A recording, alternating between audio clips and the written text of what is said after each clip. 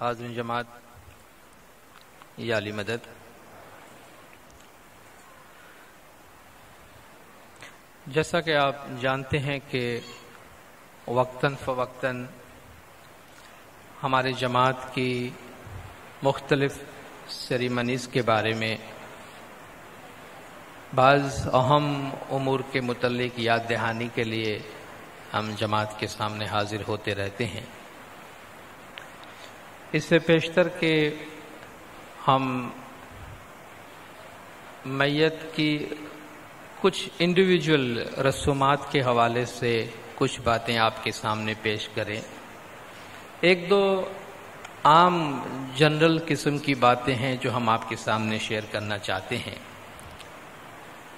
کہ میت کی جو رسومات ہے، جس طرح جو بھی رسم ہم جماعت پہ انجام دیتے ہیں ان کے پیچھے ایک مقصد ضرور ہوتا ہے، کوئی فلسفہ ہوتا ہے، کوئی پیغام ہوتا ہے، کوئی میسج ہوتا ہے، کیونکہ کسی معنی کے بغیر، میسج کے بغیر ویسے ہی کوئی رسم انجام نہیں دی جاتی۔ میت کے حوالے سے جو رسومات ادا کی جاتی ہیں ان کے دو اہم مقاصد ہوتے ہیں، یا یوں کہیے کہ دو لیول کے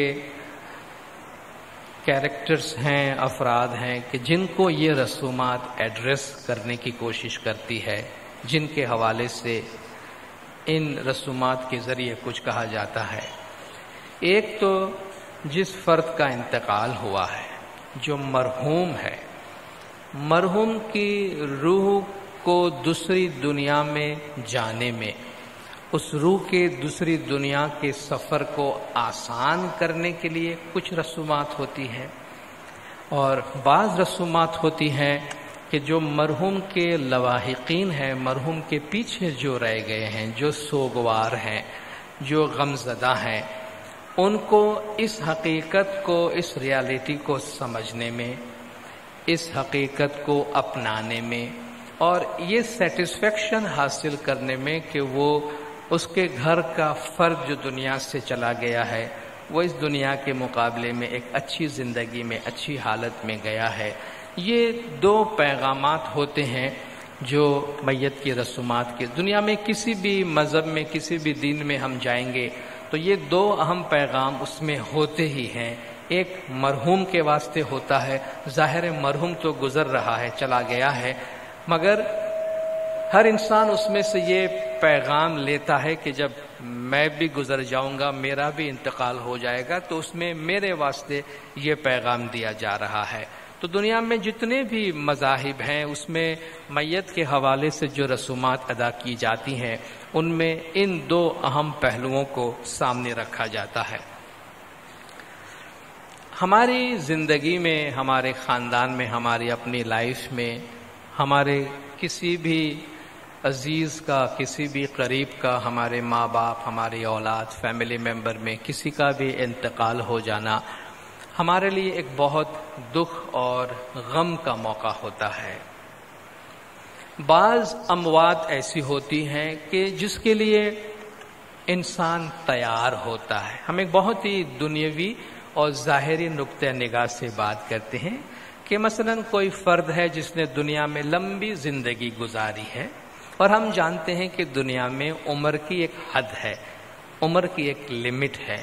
تو اگر ایک کوئی شخص لمبی زندگی گزارتا ہے تو وہ خود بھی اس کے واسطے تیار ہوتا ہے کہ میری بہت لمبی زندگی گزری ہے اور بہت جلد مجھے دنیا چھوڑنا ہو، اور ان کے اہل خاندان بھی اس سے آگاہ ہوتے ہیں یا اس چیز کو سمجھ رہے ہوتے ہیں کہ ہمارے گھر کے یہ بزرگ اتنی لمبی زندگی گزاری ہے، ان کا آخری وقت کبھی بھی پورا ہو سکتا ہے۔ یہ ایک ریالٹی ہے۔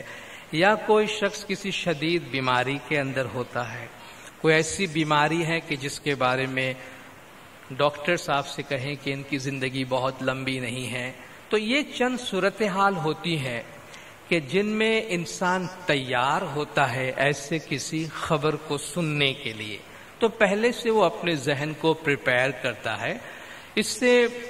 اس کا نتیجہ یہ ہوتا ہے کہ اس اندوہناک یا تکلیف دہ واقعہ کے لیے وہ پہلے سے اپنے ذہن کو تیار کر چکے ہوتے ہیں کہ جس سے ان کو بہت زیادہ صدمہ نہیں ہوتا، اور وہ زندگی کی ایک حقیقت کے طور پر اس معاملے کو، اس واقعے کو لے لیتے ہیں اور رفتہ رفتہ وہ اس سے باہر آ جاتے ہیں۔ مگر بعض اموات ایسی ہوتی ہیں، بعض موت ہماری فیملیز کے اندر دنیا میں ایسے ہوتے ہیں کہ جو صدمے کے ساتھ آتے ہیں، ٹریجڈی ہوتی ہے جس کے لیے انسان کبھی بھی تیار نہیں ہوتا ہے۔ مثلا ایکسیڈنٹ کی صورت میں جو اموات ہوتی ہے، جوان بچوں کا انتقال کر جانا، کسی ایسی بیماری سے جس نے اچانک حملہ کیا ہو کوئی گزر جائے، یا اسی طریقے سے کوئی اموات جوان عمر کے اندر کہ جس کے لیے نہ وہ گزرنے والا خود تیار ہوتا ہے، نہ ان کے فیملی والے اہل خاندان تیار ہوتے ہیں، تو یہ چیزیں صدمات میں آتی ہیں، یہ چیزیں ٹریجڈی میں آتی ہے۔ اس کا انسان کی زندگی پہ بڑا شوق ہوتا ہے، جھٹکا لگتا ہے، اور اس میں سے انسان کو باہر آنے میں، ان میں سے نکلنے میں وقت لگتا ہے۔ ہم میں سے بہتوں کے ساتھ شاید یہ ایک مسئلہ ضرور پیش آتا ہوگا کہ جب ہم کسی کی تعزیت میں جاتے ہیں، اور خاص طور پر کسی ایسی فیملی میں تعزیت کے لیے جاتے ہیں جہاں کوئی بہت بڑا صدمہ ہوا ہو، ٹریجڈی ہوا ہو، جوان بچوں کا انتقال ہوا ہو، یا اسی طریقے سے جوان عمر میں کوئی چیز ہوئی ہو، تو ہمارے ذہن میں ایک سوال ضرور اٹھتا ہوگا کہ ہم مرحوم کے پسماندگان کے ساتھ، فیملی والوں کے ساتھ، ماں باپ اگر اس کے ساتھ ہیں، ان کے ساتھ کیا بات کریں۔ ہم جب تعزیت کے لیے، کانڈولنس کے لیے جاتے ہیں تو شاید ہمارے ذہن میں ہم یہ سوچتے ہوں گے یار اس سچویشن میں مجھے کیا بولنا چاہیے، کیا بات کرنی چاہیے۔ اور شاید ہم میں سے بہت سے لوگ جو بہت زیادہ بولنے کے ماہر ہوتے ہیں، اچھی اچھی تقریریں کر لیتے ہیں، اچھے اچھے پروگرامز کر لیتے ہوں گے، وہ بھی شاید اس موقع پر اپنے آپ کو گنگا محسوس کرتے ہیں کہ میں کیا بولوں، کوئی ایسی بات تو میں نہیں کر ڈالوں کہ جس سے ان فیملی کو تکلیف میں اضافہ ہو جائے۔ تو بہت سے لوگ اس موقع پر اپنے اپنے طریقے سے ان حالات میں پسماندگان کو، مرحوم کے فیملی ممبرز کو دلاسا دینے کی کوشش کرتے ہیں، سنبھالنے کی کوشش کرتے ہیں، سمجھانے کی کوشش کرتے ہیں۔ اور اکثر ایسا ہو جاتا ہے کہ اس میں ہم لیکچرار بن جاتے ہیں، اس میں ہم نصیحت کرنے والے بن جاتے ہیں، اس میں ہم گویا مرحوم کو وہ باتیں بتانے کی، مرحوم کی فیملی کو وہ باتیں بتانے اور سمجھانے کی کوشش کر رہے ہوتے ہیں جو ہم سمجھتے ہیں کہ شاید ان کو نہیں معلوم، یا ہم سمجھتے ہیں اس طرح کی باتوں سے ہم ان کا دھیان کہیں اور لے جائیں یا ان کو کسی قسم کا دلاسا ملے۔ یہ ہماری طرف سے ایک اچھی نیت سے بات ہوتی ہے، بڑی سادہ دلی سے، ہماری سادگی سے ہم یہ بات نیک نیتی سے کر رہے ہوتے ہیں، لیکن ہمیں نہیں معلوم کہ واقعی ہماری یہ باتیں اس اہل خاندان کو اچھی بھی لگتی ہیں یا بری لگتی ہیں۔ ایک شخص اپنے بارے میں بیان کرتا ہے کہ میرا ایک بہت ہی عزیز، بہت ہی قریبی فیملی ممبر گزر گیا اور میں غم زدہ تھا، میں غم میں بیٹھا ہوا تھا۔ میرا ایک دوست آیا، آ کے میرے پاس بیٹھا، مجھے کہتا ہے دیکھو تمہارے ساتھ جو ہوا اچھا ہوا، اس سے بھی برا ہو سکتا تھا، مرحوم کو وہاں ضرورت زیادہ تھی، خدا نے اسے اٹھا لیا، یہ دنیا فانی ہے، یہ دنیا آنی جانی ہے، دنیا میں سکھ نہیں ہے، دوسرے جہان میں سکھ ہے، تم کو شکر ادا کرنا چاہیے، تم کو صبر کرنا چاہیے۔ وہ شخص کہتا ہے میں اپنے دل میں کہہ رہا تھا کہ یہ مجھے کیا کہنے کی کوشش کر رہا ہے کہ کیا مجھے نہیں معلوم کہ دنیا فانی ہے؟ کیا مجھے نہیں معلوم کہ مرحوم دوسرے جہاں میں مجھ سے اچھی حالت میں ہے؟ یہ مجھے کیا کہنے کی کوشش کر رہا ہے، کیوں کہہ رہا ہے مجھے؟ کہتا ہے میں دل ہی دل میں دعا کر رہا تھا کہ یہ چلا جائے تو اچھا ہے، مجھے تکلیف ہو رہی ہے، یہ مجھ سے بات نہ کرے اور چلا جائے تو اچھا ہے، مجھے تکلیف ہوتی ہے، یہ کیا مجھے وعظ سنانے کے لیے آیا ہے اس گھڑی میں کہ جب کہ میں غم زدہ ہوں؟ دیکھیے دیندارو، غمگینی سے باہر نکلنے کی کوئی سوئچ نہیں ہے، کوئی سوئچ نہیں ہے۔ بھائی چلو یہ بندہ بڑا غمگین ہے، اس کو غمگینی سے باہر لے آتے ہیں. جا کے ہم نے 2 لیکچر دیا، بس بھائی آپ چیئر اپ، ہنسے کھیلیں، باہر جائیں، مسکرائیں. خدا نے ہماری زندگی ایسی نہیں بنائی ہے. غم کا اپنا ایک پروسیس ہوتا ہے. ہم بہت دفعہ شاید انجان پنے میں یہ کوشش کرتے ہیں کہ جن کو صدمہ پہنچا ہے وہ نہ روئے. اگر کوئی رو رہا ہے تو ہم اس کو اس بات کا احساس دلاتے ہیں کہ مت رو، رونا گناہ ہے. خدا قرآن میں فرماتا ہے کہ ان کو چاہیے کہ ہنسے کم اور روئے زیادہ. قرآن میں خدا فرماتا ہے کہ ان کو چاہیے کہ وہ کم ہنسے اور زیادہ روئے. خدا فرماتا ہے ہم تم پہ عذاب اس لیے نازل کرتے ہیں کہ تم میں تھوڑی سی نرمی پیدا ہو تمہارے دل میں، اور تم میں تھوڑا سا رونا آئے، چونکہ قدرت نے دل کی صفائی کے لیے، تمہارے جذبات کو قابو میں لانے کے لیے، جذبات کی دنیا کو اسٹیبلائز کرنے کے لیے قدرت نے رونے کی صفت ڈالی ہے. تو وہ کہتا ہے یہ میرا دوست اٹھ کے جائے تو اچھا. کہا وہ گیا، میرا دوسرا دوست آیا میرے پاس بیٹھا، اور اس نے مجھ سے کوئی بات نہیں کی. وہ بھی میرا اتنا ہی قریبی دوست تھا، بس آ کے صرف میرا ہاتھ پکڑ کے بیٹھا ہے، اور مجھے غمزدہ ہونے میں اور میرے غم کو محسوس کرنے میں میرے ساتھ شریک ہے. اگر میں کچھ پوچھتا ہوں تو 2 جملے میں مجھے جواب دے دیتا ہے. اس نے مجھے کوئی نصیحت نہیں کی، اس نے مجھے کوئی عقل مندی کی بات سمجھانے کی کوشش نہیں کی. مگر جب وہ اٹھ کے جانے لگا تو مجھے ایسا ہوا کہ کاش یہ نہ جائے تو کتنا اچھا. حالانکہ مجھے اس سے کوئی لیکچر نہیں سن رہا تھا، میں کچھ نہیں سن رہا تھا، مجھے کچھ نہیں مل رہا تھا.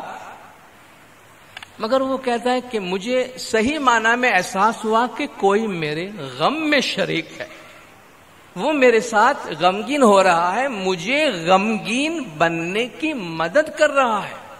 ایک مقام کے اندر چھوٹے بچوں کو انعامات دیے گئے.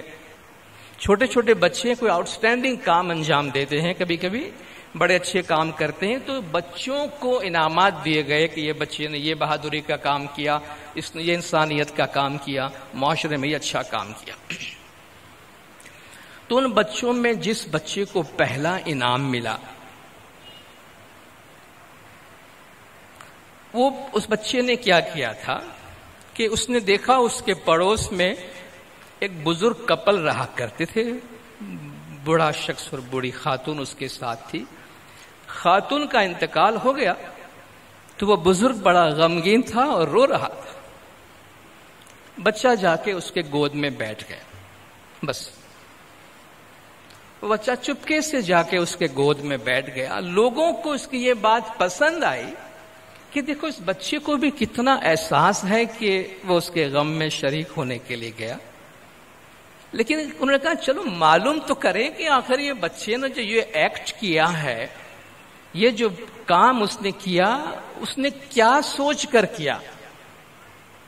تو بچے کو پوچھا کہ بیٹا تم کیوں وہاں گئے؟ کہا میں نے دیکھا کہ وہ رو رہے ہیں تو میں ان کے پاس گیا. تم نے ان سے کیا کہا؟ تم نے ان سے کیا کہا یا تم نے جا کر کیا کیا اس کے ساتھ؟ کہ میں نے کچھ بھی نہیں کیا. I just helped him to cry. میں نے اس کو رونے میں مدد کی. بچہ روتا ہے تو اس کو معلوم ہے رونے میں کسی کا ساتھ ہونا کتنا اچھا لگتا ہے. کہتے ہیں وہ رو رہے تھے تو میں نے ان کو رونے میں مدد کی ہے، رونے میں ساتھ دیا ہے. تو جب ہم غمزدہ لوگ ہوتے ہیں، اور غمزدہ ہونے کو یا غمزدہ کے لفظ کو آپ پلیز ذرا بھی غلط مت سمجھیے گا. غمگین پیغمبر بھی ہوتے ہیں، غمگین امام کی ذات بھی ہوتی ہے، غمگین امام کے خاندان بھی ہوتے ہیں، غمگین ہم بھی ہوتے ہیں. ہمیں دکھی دیکھ کر امام غمگین ہوتے ہیں، بندے کو دکھی دیکھ کر خدا کہتا ہے وہ بھی غمگین ہوتا ہے. تو غم کرنا کوئی بری چیز نہیں ہے. ہاں کسی بھی چیز میں آپ حد سے باہر چلے جاتے ہیں تو مذہب آپ کو روکتا ہے، مگر غمگینی کا اپنا ایک لیول ہوتا ہے. اگر کسی کے گھر میں کوئی ٹریجڈی ہوئی ہو، اگر ہم 2 مہینہ 4 مہینہ 6 مہینہ 12 مہینہ اس سے باہر نہیں نکل سکتے ہیں، تو آپ یہ مت سمجھنا کہ آپ کے ساتھ کوئی some thing is wrong with you, کہ کوئی بری بات ہے کہ آپ ابھی تک اس غم کو بھلا نہیں پائے ہیں یا ابھی تک اس غم سے کوپ نہیں کر پائے ہیں. خدا نے ہر ایک کی اپنی اپنی میکینزم بنائی ہے. تو غمگینی کا اپنا ایک پروسیس ہوتا ہے اور غمگینی میں ایک وزڈم ہوتا ہے. غم میں ایک حکمت ہوتی ہے. جو لوگ ڈپریشن میں چلے جاتے ہیں، ڈپریشن کی بھی ایک حکمت ہوتی ہے. ڈپریشن میں جانے میں بھی ٹائم لگتا ہے، چونکہ مہینوں اور سالوں مسائل جب جمع ہوتے ہیں تب ڈپریشن جنم لیتا ہے. اور آپ کہیں صبح ڈپریشن ختم ہو جائے تو نہیں ہوتا ہے. جتنا ٹائم اس کو پکنے میں لگتا ہے اتنا ٹائم ڈیفیوز ہونے میں لگتا ہے.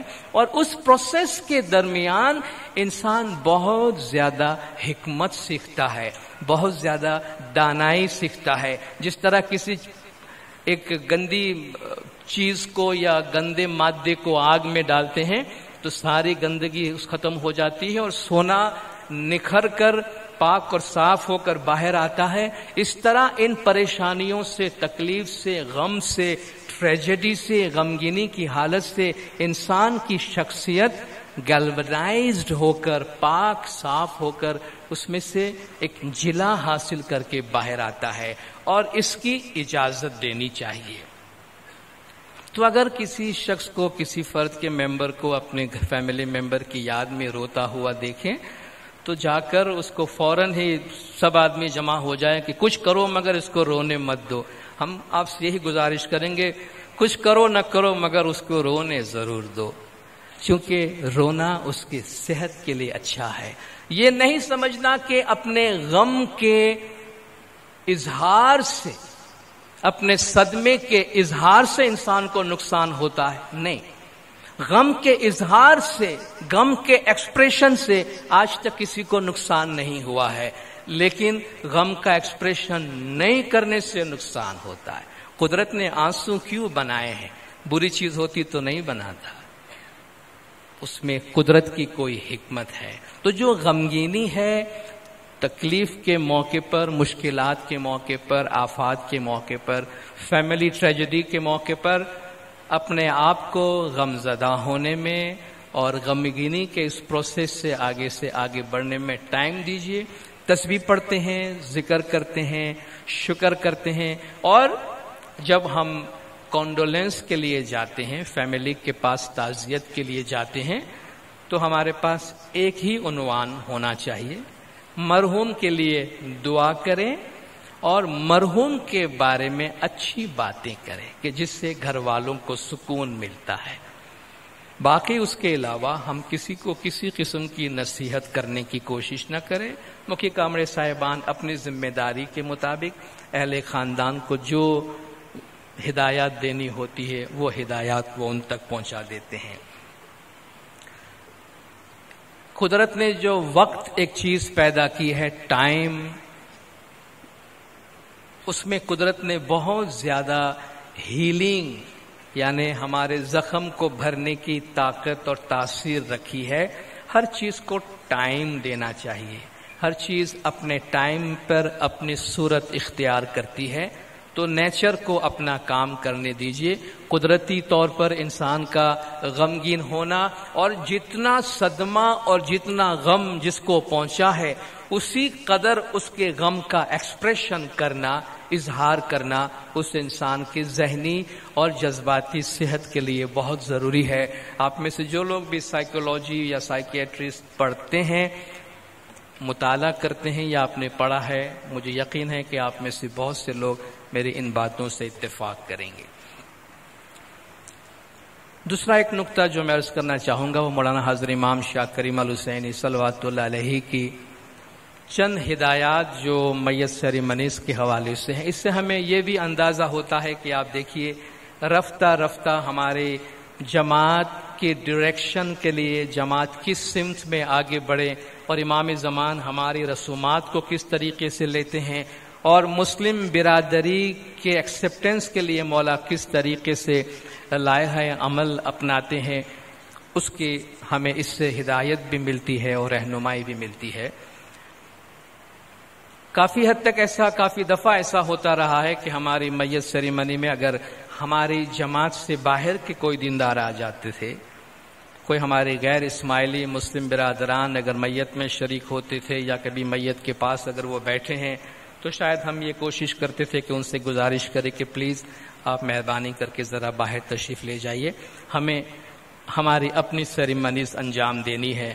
یہاں تک بھی ہوا ہوگا کہ شاید اگر گزرنے والے کی بیوی یا شوہر اسماعیلی نہیں ہے تو شاید ان کو بھی ہم یہ گزارش کر رہے ہیں، یا ان کو پہلے سے کہہ دیتے تھے کہ پلیز آپ میت کے قریب مت آئیے گا، ہمیں اپنے مذہبی کام انجام دینے ہیں۔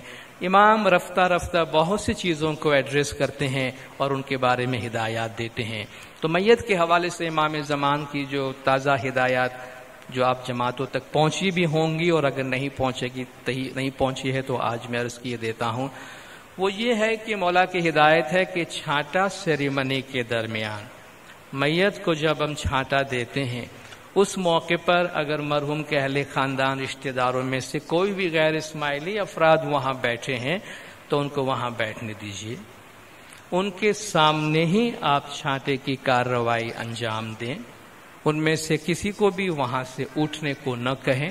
مولا نے فرمایا ہمارا طریقہ ہے، ان کو دیکھنے دیجیے ہم کیا کرتے ہیں، ان میں ایسی کوئی چیز نہیں ہے جس کے بارے میں اعتراض کیا جا سکے۔ تو مولا نے فرمایا کوئی بھی ہمارے غیر اسماعیلی دیندار بھائی بہن، مرحوم کے رشتہ دار قریبی جو بھی ہیں، اگر چھانٹے سیریمنی کے دوران میت کے پاس حاضر رہنا چاہتے ہیں، ان کو حاضر رہنے دیجیے۔ امام زمان اس سے ایک قدم اور آگے گئے ہیں کہ ہمارے ہاں میت سیریمنی میں میت کو چھانٹے دیتے ہیں تو ہم میت کو ہی دیتے ہیں۔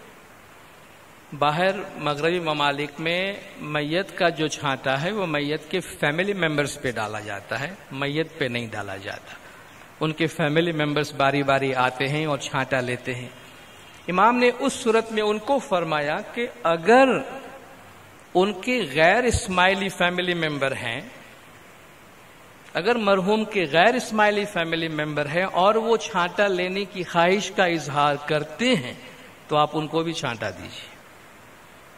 اب دیکھیں مولا کی فراخ دلی، لیکن اس میں ایک بات یاد رکھیں، مولا جتنی ہدایت دیتے ہیں اور جتنا چلا کے آگے لے جاتے ہیں مرید کے لیے بہتر ہے اتنا ہی چلے، ہم اس سے امام سے آگے نہ چلے، چونکہ وہ بے ادبی بھی ہے اور ہمیں نہیں معلوم اگلا قدم امام کب اٹھاتے ہیں۔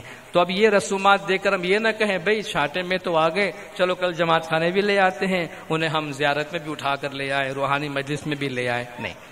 جتنا امام جس وقت دیتے ہیں، آپ کا ڈاکٹر آپ کو جو دوائی جب کھانے کو کہے اور جتنی کھانے کو کہے اتنی کہے۔ بھئی ڈاکٹر نے 2 اینٹی بایوٹک 7 دن کے لیے کہا ہے، میرے پاس 7 دن تک ویٹ کرنے کا ٹائم نہیں ہے، میں 14 اینٹی بایوٹک ایک دن میں کھانا چاہتا ہوں، اپنی جان تو مصیبت میں آئے گی، ڈاکٹر بیچارہ بدنام ہو جائے گا، ٹھیک ہے نا۔ تو جتنا امام چلاتے ہیں، جتنا امام آگے لے جاتے ہیں، ایک اچھے شریف لائق بچے کی طرح مولا کا ہاتھ پکڑ کے مولا کے ساتھ ساتھ ایک قدم پیچھے چلے تاکہ امام جب جہاں قدم بڑھانا چاہتے ہیں وہ قدم بڑھائے۔ پچھلے دنوں نامدار طریقہ بورڈ کے ذریعے سے کریم آباد کے علاقے کی میت کمیٹیوں کی طرف سے ایک سروے کا انہوں نے رپورٹ بنا کر دیا، جن پر ہم یہاں کی آپ کے تمام میت کمیٹی کے ممبران کو مبارکباد دینا چاہتا ہوں کہ انہوں نے بہت ہی شاندار کام کیا ہے کہ بہت اچھا سا خوبصورت سوال نامہ بنایا، اور جتنے بھی کریم آباد جورسڈکشن کے میت کمیٹی ہے ان سے جا کر ان سوال نامہ کو بھروایا کہ کون کون سی رسومات ہے کہ جن میں یکسانیت پائی جاتی ہے اور کون کون سی رسم ہے جس میں کہیں کہیں تھوڑا بہت فرق ہے۔ اور اس سے ایک نظر میں ہمارے سامنے یہ باتیں آ گئی کہ کتنی رسومات ہیں جن میں یکسانیت پائی جاتی ہے، چند رسومات جن میں 1-2 جماعت خانے میں یکسانیت نہیں ہے۔ آج ہم اس کو یہاں بات کر کے یکسانیت لا سکتے ہیں۔ تو یہ ایک میں سمجھتا ہوں ایک پائنیئر قسم کے ایک انیشیٹو ہے، پہل ہے، اور مجھے یقین ہے کہ کراچی کے دوسرے علاقے کی میت کمیٹیز جو ہیں وہ اس سے فائدہ اٹھائیں گے اور اس کو فالو کریں گے، کیونکہ بہت ہی اچھے انداز میں یہ کام ہوا ہے کہ ایٹ اے گلانس آپ کے پاس وہ ساری چیزیں آ جاتی ہیں کہ یہ 3 چیزیں ہیں، 4 چیزیں ہیں کہ جہاں ہمیں یکسانیت لانے کی ضرورت ہے. تو ہم ان کو مبارکباد دینا چاہیں گے کہ بہت ہی اچھا کام ہوا ہے، اور مبارکباد اس لیے بھی کہ تقریباً زیادہ چیزوں کے اندر ان میں یکسانیت پائی جاتی ہے، اور ہمارے لیے یہ بات بھی آسان کر دی گئی کہ ہم اس میں کچھ باتیں آپ کے ساتھ شیئر بھی کر سکیں. اس میں ایک بات یاد رکھیں کہ ہماری ان رسومات میں کچھ چیزیں ہیں جو ایسنشیل ہے، کچھ فنڈامنٹل رسومات ہوتی ہیں جو کسی بھی عمل کے حوالے سے کچھ بنیادی اعمال ہوتی ہیں جن کا ہونا ضروری ہے اور جن کا یکساں طور پہ ہونا ضروری ہے. باقی کچھ چیزیں ہیں جو ایسنشیل نہیں ہیں، فنڈامنٹلز نہیں ہیں، علاقائی ہیں، کلچر کے حساب سے ہیں، بعض علاقوں میں پائی جاتی ہیں، بعض علاقوں میں نہیں پائی جاتی ہے، کہیں درمیان سے ایجاد ہو گئی. تو ان چیزوں کو بھی ہم بتا سکتے ہیں کہ ان کی طرف توجہ دینے کی یا ان کو زیادہ اہمیت دینے کی ضرورت نہیں، کیونکہ وہ بنیادی اور ایسنشیل نہیں ہے. مرحوم پر میت کے اوپر جو شال یا چادر پھول ڈالنے کا ذکر ہے، اس کے لیے بہت ہی واضح ہدایات مکھی کامڑیا صاحبان کے پاس بھی، ان کی کتاب کی صورت میں، اور میت کمیٹی کے پاس بھی ان کی جو رہنمائی کی کتاب ہے ان میں بہت صاف طور پہ لکھا ہے کہ مرحوم مرحومہ کے اہل خاندان کی طرف سے ایک شال یا چادر اور پھول کی چادر رکھی جاتی ہے. بس اس کو یہیں تک رہنے دیجئے، اس میں اپنی طرف سے اور کوئی مزید چادر یا پھولوں کا اضافہ کرنے کی کوشش نہ کریں. ان میں یہ بھی خیال رکھیں کہ بھئی کوئی ادارے سے تعلق رکھتا ہے تو ادارے کی طرف سے اگر آپ چادروں کا اضافہ کریں گے تو ہمارے جماعت میں ہر کوئی کسی نہ کسی ادارے سے تعلق رکھتا ہے، تو پھر چیزوں میں زیادہ اضافہ ہو جائے گا. دیکھیں جتنی سادگی ہم برقرار رکھیں گے، قدرت ہر چیز ہمیں سادہ دیتی ہے، کمپلیکیٹڈ ہم بناتے ہیں. تو ہم اپنی طرف سے چیزوں کو جتنا کم کمپلیکیٹڈ کریں گے اتنا خود ہمارے واسطے اچھا رہے گا. میت کے ساتھ یہ اہل خاندان والوں سے بھی ہم گزارش کریں گے، آپ جو یہاں موجود ہیں، کہ میت کمیٹی والوں کو مجبور نہ کریں کہ وہ اپنی طرف سے آپ کی مرضی کی کوئی چیز میت کے ساتھ ڈالیں. جہاں تک ہماری جماعت کا تعلق ہے بالکل واضح ہدایت ہے، آپ پلیز کبھی ان کو اصرار مت کیجیے گا. میت کے ساتھ جو چیزیں ڈالنی ہیں ان کو معلوم ہے، باقی آپ چاہیں کہ گھر کی کوئی چیز ان کو ڈال دے، بھئی قرآن شریف ڈالنا ہے، تسبیح ڈالنی، یہ ڈالنی ہے، ان چیزوں کا اصرار نہ کریں، کیونکہ ہر طریقے کا اپنا انٹرپریٹیشن ہوتا ہے. بعض اوقات کیا ہوتا ہے کہ ہماری جماعت میں جو میت کی سرمریز انجام دیتے ہیں اس میں بہت زیادہ اب ہمارے دوسرے مسلم برادری کی شمولیت بھی ہو رہی ہے. بعض اوقات غیر اسماعیلی جو ہمارے بھائی ہیں ان کے خاندان کی طرف سے شاید کوئی ایسی روایت ہو جن کے لیے وہ انسسٹ کرتے ہو، اس موقع پر وہاں مکھی کامڑے صاحبان موجود ہوتے ہیں. ان صورتحال کو آپ مکھی کامڑے صاحبان کے حوالے کریں، وہ اپنے ثوابدید کا استعمال کریں گے کہ کس موقع پر کیا فیصلہ کیا جانا چاہیے جو جماعت کے حق میں بھلا ہوتا ہے. جہاں تک ہماری اپنی جماعت کا تعلق ہے تو اپنی طرف سے میت کے ساتھ کوئی بھی چیز ڈالنے کو آپ اصرار نہ کریں اور میت کمیٹی والے ان کو ایکسیپٹ نہ کریں. زیارت کے کپڑے کے طور پہ مرحوم کے آنکھوں پر جو 2 پٹیاں ڈالی جاتی ہے ہمارے عقیدے کے مطابق وہ زمانے کے امام کی دعاؤں کے ساتھ ہوتی ہے، اور اس میں امام کی طرف سے شفاعت، یعنی روز محشر میں قیامت کے دن ان کے گناہوں کی بخشش کے لیے امام کی رحمت ان کے ساتھ رہے، اس مقصد کے واسطے وہ چیزیں وہاں ڈالی جاتی ہے. میت کو دفن کرنے کے بارے میں اسلام میں یہ حکم ہے کہ میت کو جتنی جلد ہو سکے دفن کر دیا جائے، یعنی غیر ضروری طور پر آپ تاخیر نہ کریں. ہمارے کچھ جینوئن ریزنز ہوتے ہیں، فیملی والے ڈیسائیڈ کرتے ہیں.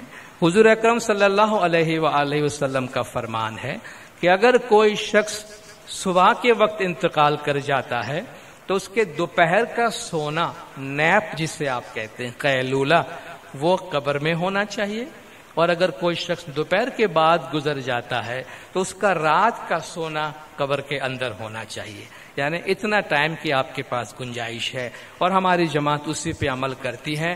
بعض اوقات فیملی ممبر کے باہر ہونے کی بنا پر ان کی چند خواہشات ہوتی ہیں، مکھی کامڑیاز ان کے مطابق فیصلے کرتے ہیں، تاہم اس چیز کو ہم ذہن میں رکھیں کہ اگر ہو سکے تو مرحوم کو، میت کو روکے نہیں، چونکہ اس طرح جو مرحوم کے پیچھے کام کرنا ہے، جو مذہبی کام کرنا ہے، وہ رک جاتا ہے، جو ہمارے خیال سے، ہمارے عقیدے کے مطابق بھی روح کو روکے رکھتا ہے کہ اس کا جماعت کی طرف سے جسے الوداع کرنے یا اجازت دینے کی جو رسومات ادا کرنی ہوتی ہے وہ نہیں کی گئی ہے۔ پھر صاحب نے سوال بھیجا درمیان میں کہ جس گھر میں میت ہو جاتی ہے وہاں ہم گنان یا کلام مولا ہے، قرآن شریف ہے، یہ تمام کیسٹس بجا سکتے ہیں صلوات کی، یا صرف قرآن شریف کی آیات بجانی چاہیے؟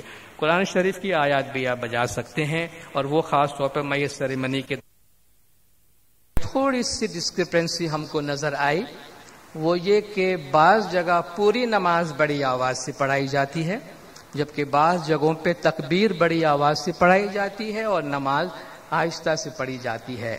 نماز جنازہ کی کتاب میں واضح طور پر ہدایت موجود ہے، اور ہماری جماعت دوسری جگہوں پر بھی اسی پہ عمل کرتی ہے کہ جنازے کی نماز میں صرف جو 5 تکبیریں ہیں وہ بڑی آواز سے پڑھی جاتی ہے، باقی اندر جو دعائیں پڑھی جاتی ہے وہ آہستہ سے پڑھی جاتی ہے، دل ہی دل میں پڑھی جاتی ہے، تو اس بات کو یاد رکھیے گا۔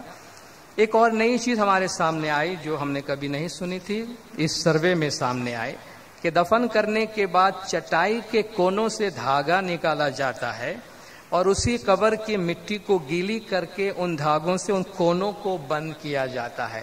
کیا ایسا کیا جاتا ہے یا نہیں؟ یکسانیت کے طور پر یہ پوچھا گیا تھا۔ اس میں ہمارے لیے ایک نئی بات تھی کہ ہم نے کبھی یہ پڑھا یا سنا نہیں تھا کہ چٹائی کے کونوں سے دھاگا نکال کر اسی قبر کی مٹی کو گیلی کر کے اور ان دھاگوں کو بند کیا جائے، اور ہم نے اپنے ساتھیوں سے بھی ڈسکس کیا، تو اس کے بارے میں ہمارے پاس کوئی ایسی اوتھنٹک کوئی توضیح یا کوئی ثبوت یا کوئی ایسی روایت نہیں ملتی جو ہمارے طریقے میں پائی جاتی ہو۔ تو برائے مہربانی اس کو فی الحال آپ ہماری جماعت کی جو اہم سیریمنیز ہے یا فنڈامنٹل سیریمنیز ہے ان میں آپ اس کو شمار نہ کریں، کیونکہ ہماری روایتوں میں میت کی جو قاضی نعمان کی بھی ہدایات اور تعلیمات ہیں ان میں بھی کہیں بھی ہمیں اس قسم کی کوئی بھی ہدایت یا توضیح نہیں ملی۔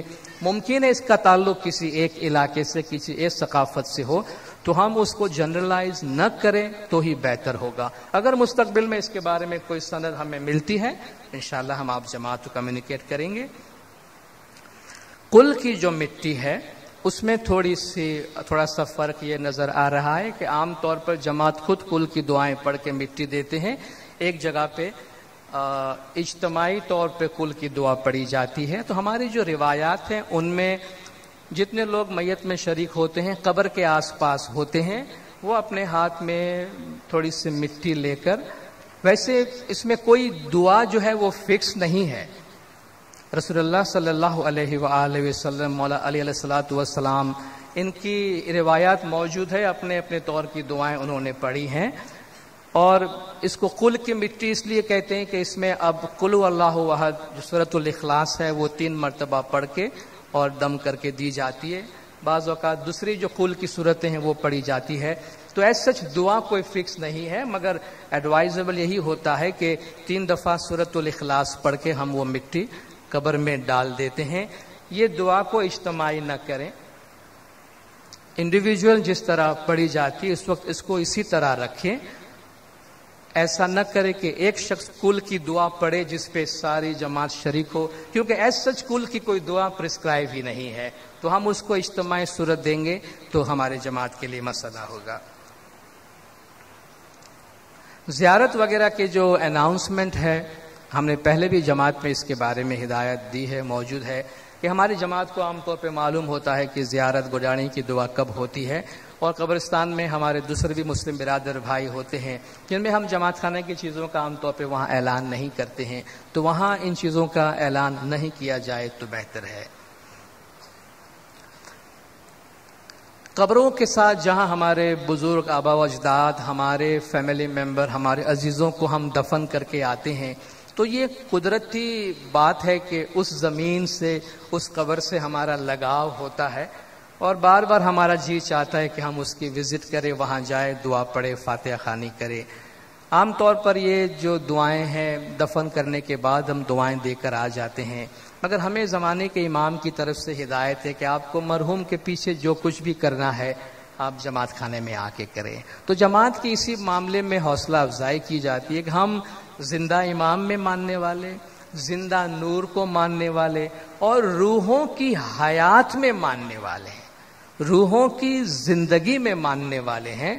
سرکار مولانا حضرت امام شاہ کریم الحسینی صلوات اللہ علیہ کے فرامین جو آج کل پڑھے جاتے ہیں، آپ نے شاید 2 فرمان کمپالا کا اور دار السلام کا سنا ہوگا، کینیا کا باقی ہے۔ ان میں سے ایک ہر فرمان میں آج آپ دیکھ رہے ہیں کہ مولا جسم اور روح کی بات کرتے ہیں، روحوں کی بات کرتے ہیں۔ ان میں ایک فرمان میں مولا نے فرمایا کہ آپ کے وہ گزرے ہوئے فیملی ممبرز جو اس وقت یہاں موجود نہیں ہے، they are there in souls، وہ روح کے طور پر وہاں موجود ہے، وہ روح کے طور پہ وہاں حیات ہے۔ تو گویا امام اپنی موجودگی میں وہیں ان روحوں کی موجودگی کا احساس دلاتے ہیں۔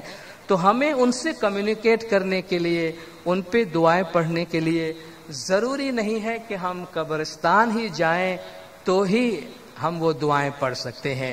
اس بات کو اپریشیٹ کیا جاتا ہے، لوگ مانتے ہیں اور سمجھتے ہیں کہ انسان کا ایک لگاؤ ہوتا ہے، جذباتی لگاؤ ہوتا ہے۔ آپ کسی کو زبردستی باندھ کے اور کھینچ کے وہاں سے نہیں لے آتے ہیں، لیکن لوگوں کو ایجوکیٹ کیا جاتا ہے۔ جیسے آپ دیکھتے ہیں عاشوراء کے آس پاس یا عاشوراء کے دن یا عید کے موقع پر لوگ چاہتے ہیں کہ بھئی بڑی تعداد میں لوگ قبرستان جاتے ہیں۔ مجھے یقین ہے کہ یہ کوئی ہماری جماعت کے طریقے اور مذہب کی پریکٹس کے طور پہ نہیں کیا جاتا، دیکھا دیکھی کیا جاتا ہے، بھئی سب جاتے ہیں چلو ہم بھی جائیں۔ مولا نے فرمایا ہمارا طریقہ ہے، ہمارا اپنا طریقہ ہے۔ ہم اپنے مرحوم کی روحانی مجلس قبرستان میں تو نہیں کرتے ہیں، ہم اپنی روحوں کو پیچھے کوئی بھی کام کرنا ہو تو قبرستان نہیں جاتے، جماعت خانے میں ہی کرتے۔ امام اپنے روحانی بچوں کا اچھا ہی چاہیں گے، جو بھلا ہوگا ہمارے حق میں وہی چاہتے ہیں۔ تو امام زمان اگر ہمیں جماعت خانے کا راستہ بتاتے ہیں، اس میں ہمارے لیے اچھا ہے، ہر طریقے سے ہمارے لیے اچھا ہے، تو ہم کوشش کریں مرحوم کے پیچھے جو کچھ بھی ہمیں کرنا ہے اسے ہم جماعت خانے میں آ کر کریں۔ حال ہی میں آپ نے سنا ہوگا گارڈن کے علاقے کے اندر جو ہمارا قبرستان ہے وہاں، اور لیاری ایکسپریس وے کا جو راستہ گزر رہا ہے اس کی وجہ سے اس قبرستان کی کچھ زمینیں ہیں جو متاثر ہو رہی ہیں، کچھ قبروں کو وہاں سے ہٹانا پڑا۔ اب دیکھیے قبروں کی جو اصل حالت ہے وہ یہ ہے، اب حکومت کا فیصلہ ہے اور قبروں کو وہاں سے ہٹانا ہے۔ ہمارے بہت سی فیملی کے ہمارے آبا و اجداد قبریں وہاں ہوں گی، اور نامدار کونسل نے جماعت کو اس کے لیے انفارم کیا ہے کہ بہت ہی عزت سے، بہت ہی احترام سے، مذہبی عقیدت مندی کے ساتھ جو بھی باقیات ان قبروں کے اندر ہیں ان کو اٹھا کر اسی قبرستان میں کسی اور جگہ پر ایک مشترکہ قبر کے اندر وہ ساری چیزیں ڈال دی جائیں گی۔ تو آپ دیکھیں قبر کی نشانی رکھنا یا قبر میں جانا، قبر کے پاس جانا یا پکی قبریں بنانے پر اصرار کرنا، یہ ہماری تعلیمات کا حصہ نہیں ہے، کیونکہ آپ جانتے ہیں کچھ عرصے کے بعد ان قبروں کو پھر دوسری قبروں کے واسطے استعمال کیا جاتا ہے۔ آپ سوچیں یہ ایسا شہر ہے جہاں زندوں کو رہنے کی جگہ کا مسئلہ ہوتا ہے، وہاں اگر ہم مرحوم کے لیے ایک ایک پکی قبریں بناتے رہیں تو ہم اتنی جگہ ان کے لیے کہاں سے لائیں گے؟ اور اگر اس کے پیچھے کوئی معنی ہو تو کوئی بات ہے۔ اسلام میں کہا جاتا ہے کہ سب سے پہلی مساوات، سب سے پہلی برابری قبرستان سے شروع ہوتی ہے۔ بادشاہ ہے یا فقیر ہے، سب کی قبریں یکساں رکھو، سب اسی مٹی میں جاتا ہے۔ بادشاہ کوئی بہتر مٹی میں دفن نہیں ہوتا ہے، اسی لائن میں اسی قبرستان میں جاتا ہے۔ کہا دیکھو اللہ کے دربار کی برابری شروع ہو گئی۔ مرحوم کے پیچھے بڑی بڑی نشانیاں رکھنے کا، وہ نشانیاں کام کی نہیں ہیں، اصل نشانیاں ہے کہ ان کے اعمال چھوڑ کے جائیں، ان کے نام پہ نیک کام کریں، ان کے نام سے آپ کو نیکی کے راستے کھول دیں جن سے آنے والی کئی نسلیں فائدہ اٹھائے، تو اس مرحوم کا نام زندہ رہتا ہے، کام زندہ رہتا ہے، جس کو آپ صدقہ جاریہ کہتے ہیں، اس کی نیکی زندہ رہتی ہے اور فائدہ پہنچاتے رہتی ہے۔ مرحوم کو دفن کرنے کے بعد زیارت یا گڈانی کی دعا ہوتی ہے۔ اس دن جہاں تک مجھے یاد ہے کئی سال نہیں بلکہ کئی اشروں سے، کئی ڈیکیڈز ہو گئے ہم جماعت سے یہ گزارش کرتے رہے ہیں کہ ان دنوں میں اپنے گھروں میں بڑے پیمانے پر دعوت کر کے، کھانا کر کے، جرا چکھنے کے بہانے لوگوں کو نہ بلایا کریں۔ لیکن اب بھی یہ چیزیں جماعت میں اسی طریقے سے ہو رہی ہیں۔ بہرحال جو کرتے ہیں وہ خود جواب دہ ہیں اپنے ضمیر کے سامنے، زمانے کے امام کے سامنے۔ دیکھیے، مرحوم کے پیچھے عام طور پر چند دنوں تک جو کچھ کیا جاتا ہے اس میں سادگی کا عنصر ہوتا ہے، اس میں ایک غمگینی کا تھوڑا سا اثر پایا جاتا ہے۔ اس کو دعوت کا تو آپ نام ہی نہیں دے سکتے۔ دعوتیں تو ولیمہ کی ہوتی ہیں، دعوتیں تو شادی بیاہ کی ہوتی ہے، دعوتیں خوشیوں کی ہوتی ہے۔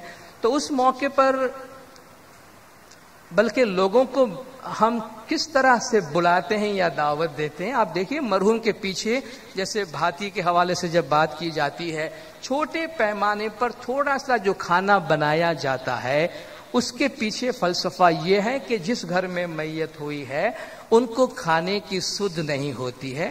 اس میں ایسی کوئی بات نہیں کہ چولہا نہیں جلانا چاہیے، چولہا جلائیں یا نہ جلائیں یہ مسئلہ نہیں ہے۔ چولہا ہے تو جلائیں ضرور، گیس ہے تو ضرور جلائیں اور اس سے فائدہ اٹھائیں۔ میت ہو گئے اس لیے چولہا نہیں جلانا چاہیے، اس کا کوئی تعلق نہیں ہے۔ اصل مقصد یہ ہے کہ چونکہ یہاں میت ہوئی ہے، ان کو کھانے پینے کا ہوش نہیں ہے، تو رشتہ دار، اڑوس پڑوس والے اس کے لیے کچھ پکا کے اپنے گھر سے لے آتے ہیں تاکہ ان کے منہ میں دو نوالا ڈالے۔ یہ ہے بھاتی، یہ ہے مرحوم کے بعد کھانے پینے کی چیز۔ تو اگر روحانی دعا کے دن بھی گھر کے 4 ممبر اسی غمگینی کے ماحول میں اگر کہیں سے آئے ہیں، بیٹھے ہیں، 4 ممبر کھا لیے اور بات ہے، مگر اس کو بڑے پیمانے پر، چونکہ وہ تو کیٹرنگ سے استعمال اس کی دعوتیں کی جاتی ہے، بڑے پیمانے پر اہتمام کیا جاتا ہے۔ دیکھیے مذہب نے بڑا سادہ پیغام دیا ہے، کمپلیکیشن ہم بناتے ہیں اور پھر ہم اس کے غلام بن کے رہ جاتے ہیں اور پھر ہم پوچھتے ابھی ہم اس سے باہر کیسے نکلے۔ آپ ہمیں یہ بتائیے، جورا چکنا، بڑے پیمانے پہ دعوتیں کرنا، کیا امام نے فرمایا تھا ایسا کرے؟ نہیں، ہم نے کیا ہے۔ کہتے ہیں انسان عادت بناتا ہے اور پھر عادت کا غلام بن جاتا ہے، پھر اس غلامی سے نکلنا مشکل ہو جاتا ہے، جس کی ایک مثال یہ ہے۔ ہمارے دوسری جو شادی بیاہ کی فضول خرچی کی مثالیں ہیں، ہم نے بنائی ہے، آج ہم اس کے غلام ہیں، کوئی پہل نہیں کر سکتا ہے۔ میں کسی سے بھی پوچھوں، آپ سب کہیں گے شادی میں بڑے پیمانے پہ خرچ کرنا اچھی بات ہے؟ کہا نہیں۔ بہت دعوتیں کرنا اچھی بات ہے؟ نہیں۔ بہت خرچہ کرنا اچھی بات ہے؟ نہیں۔ آپ اپنے بیٹے کی شادی میں ان چیزوں کو بند کریں گے؟ دیکھیں جی، ہمارے تعلقات ہیں لوگوں کے ساتھ اور آپ کو پتا ہے میرا PR کیسا ہے۔ جی اتنے لوگوں کا ہم کھا پی کر آئے، ختم ہو گئی سارا اصول بیٹھ گیا، سارے آدرش ہمارے وہاں ٹھنڈے ہو جاتے ہیں جب ہمیں پہل کرنے کو کہا جاتا ہے۔ اس سے تو ہمارے نوجوان بچے اچھے ہیں کہ جو سادگی میں پہل کرتے۔ ہمارے بچوں نے شادیوں میں مثالیں قائم کی ہیں، ایسا نہیں کہ نہیں کی ہے۔ کسی کو دعوت نہیں دی ہے، کوئی کھانا نہیں کیا، سمو لگن میں آپ دیکھیں لوگ اچھی مثالیں قائم کرتے ہیں۔ اور آپ اگر ان دوستوں کے، ان کے شادی کے بعد، شادی کے موقع پر ان کے دوستوں کے ای میلز آپ پڑھیں، ان کے باسز کے ای میلز پڑھیں، جو غیر اسماعیلی ہے، وہ اپنے ساتھی کو شاباش، بریوو، کانگریچولیشن، کاش تم جیسے کچھ نوجوان ہماری کمیونٹی میں آ جائے تو ہم سماج کو بدل سکتے ہیں۔ کسی نے یہ نہیں کہا کہ بھئی تم نے شادی کی ہم کو بلایا نہیں، سب نے مبارکبادی کہ تم نے کتنا اچھا کیا کہ تم اپنے امام کی تعلیم پر عمل کرتے ہوئے سادگی سے کر رہے ہو، کوئی دعوت نہیں کر رہے ہو، کوئی کھانا پینا نہیں کر رہے ہو اور کسی کو گفٹ کے ساتھ نہیں بلا رہے ہو۔ لوگ اس کی تعریف کرتے ہیں۔ تو جہاں اچھی مثالیں قائم کرنی ہے ہم خود کریں، پہل کریں۔ اچھی لیڈرشپ، سب سے بڑی اور کامیاب لیڈرشپ وہ ہے جو انسان اپنی ذات سے شروع کرے تاکہ دوسرے اس کو فالو کریں۔ تو جرا چکھنے کے بہانے لوگوں کو گھروں میں دعوت دینا، اس میں کوئی اس میں دین کا کوئی تعلق نہیں ہے، ہمارے مذہب کی تعلیمات کی اس سے کوئی تعلق نہیں ہے. مذہب منع کرتا ہے، امام کی ہدایات صاف طور پہ منع کی گئی مولا نے کہ شادی بیاہ مرن دونوں کے موقع پر مولا نے فرمایا بڑے پیمانے پر فضول خرچی کر کے اور کھانے پینے پر تم خرچ نہ کرو. یہ صاف ہدایت زمانے کے امام کی طرف سے موجود ہے. جو روحانی مجالس وغیرہ کی جاتی ہیں، مرحوم کے پیچھے اہل خاندان کی بڑی خواہش ہوتی ہے کہ مرحوم کے روح کے فائدے کے لیے، ثواب کے لیے جو کچھ اس سے ہو سکے وہ کرے. اچھا خیال ہے. ہر اولاد کی یہ خواہش ہوتی ہے کہ ماں باپ کے لیے جو چاہے کرے. ماں باپ کی یہ خواہش ہوتی ہے کہ ان کی اولاد دنیا سے چلی گئی ہے یا رشتہ دار ہے جو بھی ہے، ان کے لیے ان کی روح کے پیچھے جو کچھ کر سکتے ہیں کریں. مگر ضروری نہیں ہے کہ اس کا اظہار چیزوں کے ذریعے سے ہی کیا جائے. میرے بیٹے کو اگر کرکٹ کھیلنے کا شوق تھا تو مجھے پورا کرکٹ کا کٹ لا کے پاٹ پہ رکھنا ضروری نہیں ہے. اس کو کوئی پلنگ پسند تھا تو میں وہ پلنگ لا کے دوں، اس کو کوئی اچھا سا ٹیلی ویژن سیٹ پسند تھا تو وہ پاٹ پہ آ جائے. یہ ساری دنیاوی ظاہری فزیکل چیزیں ہیں. اس دنیا کو تو چھوڑیے، کور میں بھی کام آنے والی نہیں ہے. وہ تو اس دنیا کی زمین ہے نا، وہاں بھی یہ چینلز نہیں چلتے ہیں، وہاں کوئی کنیکشن نہیں ہوتا. تو یہ آپ دیکھیے، یہ پاٹ پر سے اٹھا کے آپ اس کے جنازے تک بھی نہیں لے جا سکتے ہیں. تو کیا ہم دے رہے ہیں؟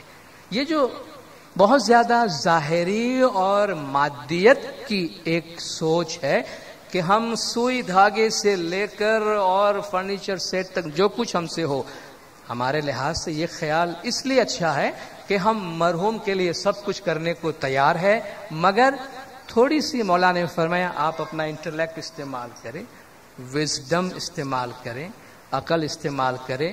اور ہم یہ یاد رکھیں کہ یہ ساری مادی چیزیں مرحوم کے ساتھ نہیں جاتی. ہمارے مذہب کی رسومات اور جماعت خانے کی ڈگنیٹی کے مطابق 2-3 تھالے کی چیزیں آپ پاٹ پہ لے آئیے. باقی آپ کی جو بھی نیت مراد ہے اس کو آپ کیش رقم کے طور پہ پاٹ پہ دے دیجیے. آپ چاہے حاضر امام کے کسی اسکیم میں ڈونیٹ کر دیں، وہ زیادہ اچھا نہیں ہے.